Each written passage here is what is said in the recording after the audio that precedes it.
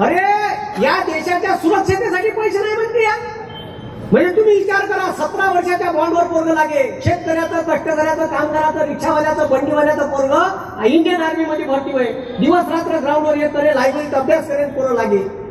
ह्या चोट्यानं 4 वर्षाची भरती आणली, अग्निवीर नाव दिलं त्याने. हा देशाच्या संरक्षणासाठी पैसे नाही म्हणते. आता तुम्ही मला सांगा, 19व्या वर्षी पोस्टल लागल ना, 23व्या वर्षी 4 वर्षात रिटायर्ड होईल.